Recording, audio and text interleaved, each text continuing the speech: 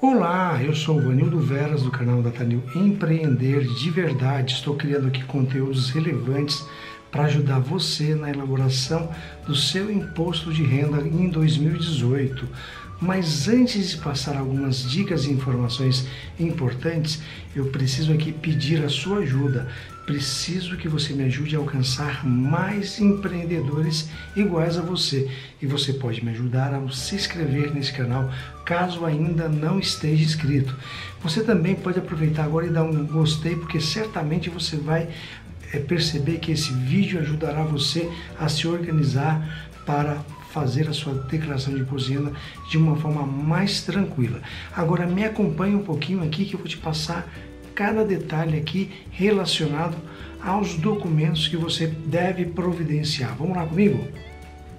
Bom, aqui você tem o primeiro item aqui, que é um documento que é a cópia da declaração de imposto de renda do ano anterior, no caso de 2016, com recibo também.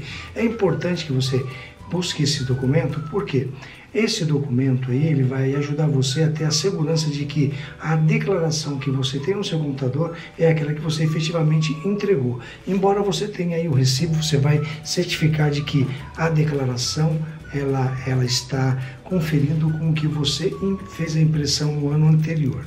Bom, o segundo item, você deve confirmar se houve mudança de endereço. Se houve mudança de endereço, tem um campo específico que você deve informar em sua declaração, porque assim a Receita Federal vai reconhecer que houve a mudança e você informa um novo endereço. É importante esse item porque se você informar um outro endereço sem mencionar que houve a mudança, esse endereço ele vai conflitar com o endereço constante na Receita Federal. O CPF dos dependentes a partir de 8 anos é uma novidade esse ano. Você, inclusive, já gravei um vídeo sobre isso, informando como você pode obter o CPF dos menores. E é importante que você não deixe isso para a última hora, porque se você deixar isso para a última hora, eu tenho certeza que agora vai ter uma correria de pessoas atrás para providenciar esse documento e você pode encontrar dificuldades se não resolver isso logo. Bom, aí nós temos aqui os informes de rendimentos fornecidos pelas fontes pagadoras, que é a empresa onde você trabalha ou a empresa que você é sócio. Então você precisa juntar esses documentos. Inclusive também, se houver um rendimento previdenciário do INSS ou uma pensão alimentícia judicial, você deve juntar esses documentos. E também é sempre importante você juntar uma cópia da DIMOB. Essa DIMOB é um documento que a imobiliária transmite para a Receita Federal, informando os aluguéis que ela intermediou para você e a comissão que ela cobrou, a corretagem que ela cobrou. Então é importante que o que você declare como rendimento originário de aluguéis, eles estejam de acordo com o que foi informado na DIMOB. Bom, você deve também observar e buscar também os informes de saques em contas de previdência privada, sendo do seu como titular ou dos seus dependentes também. É muito comum as pessoas acabarem esquecendo, acabam tendo lá um saque de uma previdência privada no decorrer do ano, mas acabam esquecendo de juntar esse documento para poder declarar e prestar as informações à Receita Federal. E esse é um fato que pode levar a sua declaração a cair na malha fina caso você não informe de uma forma adequada. Os rendimentos de aluguéis, como foi dito anteriormente, você deve providenciar a relação também quando não há um rendimento que você recebe de pessoa física e você aluga direto, essa relação contendo o nome do inquilino, o CPF, os valores recebidos mês a mês. E se o inquilino for pessoa jurídica, você deve solicitar a ele o informe de rendimento do ano inteiro. A pessoa jurídica, quando paga aluguel para uma pessoa física, ela tem a obrigatoriedade de fornecer esse informe de rendimento. Se for o seu caso, basta você exigir. Outro item também é o extrato consolidado com saldos sempre em 31/12 de cada ano. Neste caso específico é 31/12 de 2016 e 31/12 de 2017. Nesse extrato, precisa observar que não é um extrato comum, extrato corrente comum, extrato com rendimentos e aplicações financeiras, de capital, de CDB, RDB, poupança, fundos e ações. E ele normalmente vem lá especificando que esse informe ele se destina à declaração de imposto de renda. Não faça confusão com um informe de rendimento normal, porque você pode ter um rendimento que, mencionando nesse extrato, que seja um rendimento passível de compensação, e você, se você não declarar o rendimento ou o imposto retido na fonte, você pode fazer com que a sua declaração caia na malha fina do imposto de renda. Eu tenho certeza que você não quer passar por esse dissabor.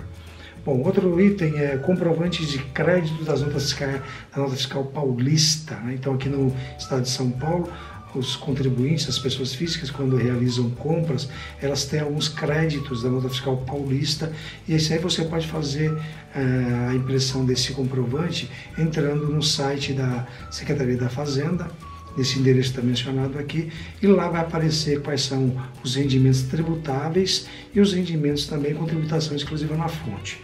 Da mesma forma, temos comprovantes da nota fiscal paulistana. Também aqui na cidade de São Paulo, a prefeitura ela dá um crédito para quem contrata serviço e solicita as notas fiscais. Da mesma forma, os rendimentos são os rendimentos tributáveis, rendimentos tributáveis que você resgata, e também os prêmios por sorteios, que são rendimentos com tributação exclusivamente na fonte. É muito semelhante ao rendimento anterior. Agora você também tem os comprovantes de outros rendimentos, se houver, no caso, por exemplo, a avaliação quanto à necessidade de inclusão como renda tributável ou isenta. No caso, por exemplo, de lucros e dividendos, se você participa de uma sociedade, é importante que você junte esses documentos.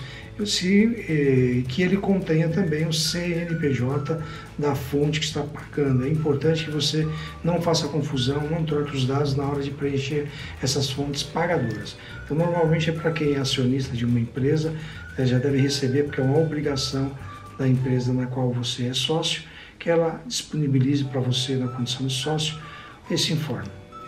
Temos também o comprovante de pagamentos de doações que você efetuar no ano, a pensão alimentícia, aluguéis, estou falando de pagamentos agora, advogados, guias de recolhimento do INSS, a GPS, que é o caso dos autônomos, e outros pagamentos que você possa efetuar, a Previdência Complementar, por exemplo, DARFs, que você tenha antecipado algum recolhimento de imposto de renda, como por exemplo no Carnê-Leão. É importante que você junte todos esses documentos.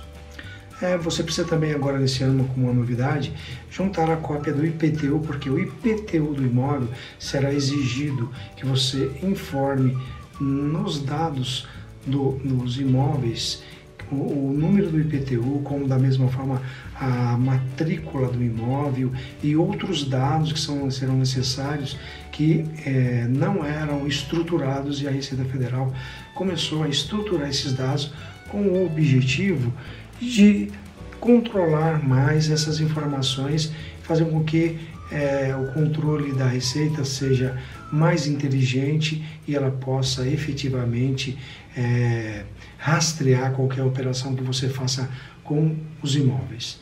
Também, da mesma forma, os veículos. Se você observar na sua declaração anterior, não havia um campo específico para você informar o RENAVAN. O RENAVAN é aquele número compridão que você encontra lá no documento do seu veículo. E você só tem como informar se você pegar esse documento, um veículo que você tenha adquirido, até mesmo um veículo que você tenha vendido, consta o RENAVAN no documento. Bom, também tem, nos casos de vendas e compra de bens, você precisa ficar atento a alguns detalhes. Primeiro, o que eu falei já anteriormente, ao veículo você precisa verificar a nota fiscal, recibo, o RENAVAN que está no documento, que aí consta, né, você vai ter o nome de quem você comprou ou vendeu, o CPF ou CNPJ, a data e o valor. Esses dados são necessários para incluir na sua declaração de imposto de renda. No caso de imóvel, é o contrato ou a escritura com os dados nome, CPF ou CNPJ, data e valor. Anteriormente eu falei da necessidade da escritura, mas existem situações em que você compra um imóvel e você ainda não passou a escritura. Isso não quer dizer que você não tenha que declarar. Algumas pessoas entendem que só deve declarar a compra do imóvel quando fazem a escritura, quando transferem a escritura, e não é bem assim. O fato de você comprar, você já passa a ter direito pelo bem, e ao ter direito você precisa declarar esse bem, com base inclusive no contrato. Nesse campo estruturado você vai dizer lá se esse imóvel está com registro no cartório ou não. Se você não habilitar, ele não vai abrir um campo para você informar o número da matrícula. Você mencionando que há o registro, aí ele abre o número para a matrícula.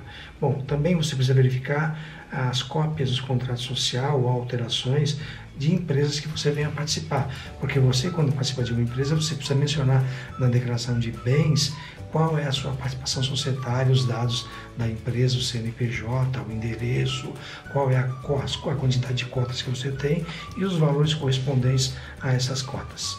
Outros bens também você deve sempre observar que deve constar o nome, seja de quem você compra ou vende, o CPF ou o CNPJ, a data e o valor.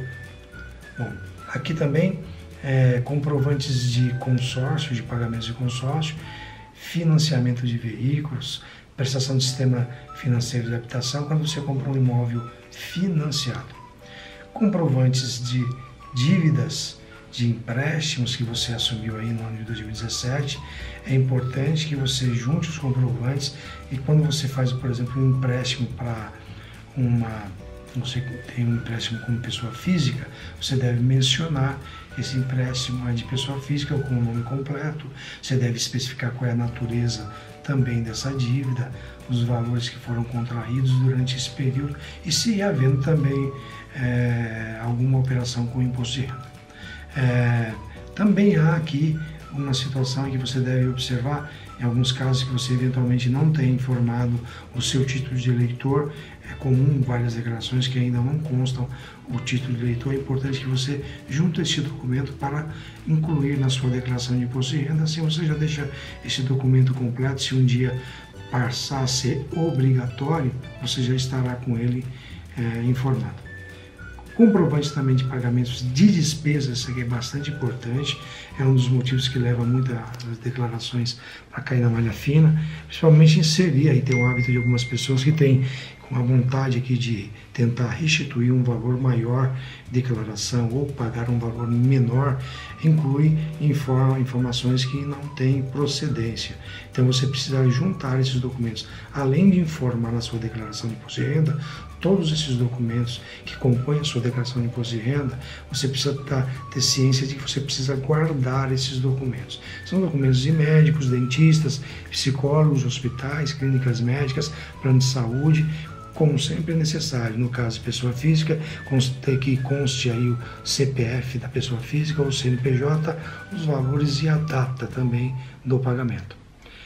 As despesas com instrução sendo sua, né, a escola do seu filho, a sua formação também, tem um regramento sobre isso, tem um limite que você já deve ter visto em outro vídeo aqui que eu já publiquei. Você precisa estar atento também que tem algumas despesas, às vezes você quer fazer com que seu filho tenha melhor aí o idioma, tenha mais um idioma, mas esta despesa ela não é dedutível. Só que tem um detalhe também, ela não é dedutível, despesa com esporte também é dedutível, com dança, com material, com uniforme, mas você não pode esquecer que você deve declarar todas essas despesas, independentemente delas não serem dedutíveis, ou seja, delas não abaterem, não reduzirem o valor do imposto que tem a pagar ou que elas não aumentem o valor que você tem a restituir. Também tem os comprovantes da contribuição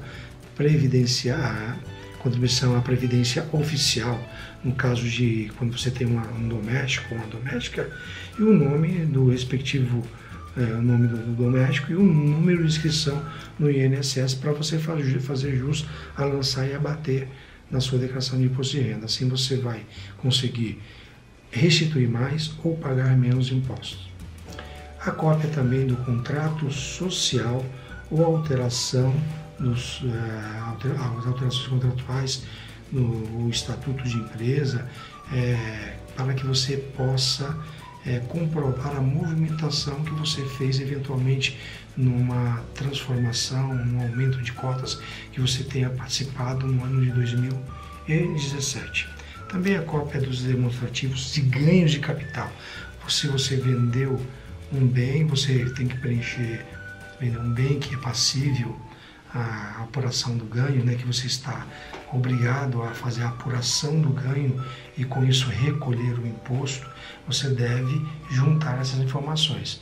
Além de juntar os documentos, né, você tem que preencher esse programa de ganho de capital e trazer as informações para a sua declaração. E também nós temos aqui o comprovante de restituição que você eventualmente tenha recebido no ano de 2017. Você, quando fez no ano passado a declaração de imposto de renda, é possível que você já tenha, se fez a declaração com todo cuidado, se você foi cuidadoso na conferência, juntou todos os documentos, se todos os documentos tinham procedência ali, você certamente recebeu a sua restituição e você agora tem que informar lá no campo específico o que você recebeu de restituição de imposto de renda no ano de 2017. O importante agora também é você observar que agora você precisa tomar muito cuidado com todos os documentos da sua declaração de imposto de renda. E eu quero aqui dar um alerta para você, que você tenha bastante atenção. Vamos lá? Quero que você preste bastante atenção no que eu vou reforçar. Não tente, de forma alguma, tentar tirar vantagem indevida com relação à declaração de imposto de renda. Este é um erro muito grande que várias pessoas às vezes cometem no desejo de pagar menos impostos ou no desejo de receber uma restituição maior. Tome muito cuidado, pois o fato de você elaborar sua declaração com documentação que não suporte, que não comprove efetivamente as despesas, ou então que você não inclua todas as suas receitas, isso pode lhe causar um problema gravíssimo. E você, certamente, se você não tomar esse cuidado, você terá um sério aborrecimento. Além de um prejuízo. O prejuízo se dá pelo fato de você ter que comparecer à repartição e até mesmo, em alguns casos, você pode sofrer uma denúncia se você praticar algum ato, algum fato que tente enganar a Receita Federal. Então, eu reforço aqui, eu sei que você certamente não faz isso, mas se você souber, inclusive, que alguém comete isso, reforce para que ela não faça isso, não cometa esse erro gravíssimo. Faça a sua declaração com consciência, com prudência, com cautela, recuperando, buscando todos os seus benefícios, mas de uma forma legal, tranquila, para que você não tenha nenhum problema e não seja inserido numa ilegalidade que pode lhe trazer sérios problemas. Eu vou continuar aqui gravando mais conteúdos, mas eu preciso novamente pedir a sua ajuda. Você pode me ajudar ainda mais. Certamente, se você assistiu esse vídeo até agora, é porque você teve interesse com essas informações. Você depois pode voltar, parar o vídeo e acompanhar outros vídeos aqui, mas procure compartilhar este vídeo com mais pessoas, assim você me ajuda a contribuir com mais pessoas iguais a você. E eu te aguardo num próximo vídeo.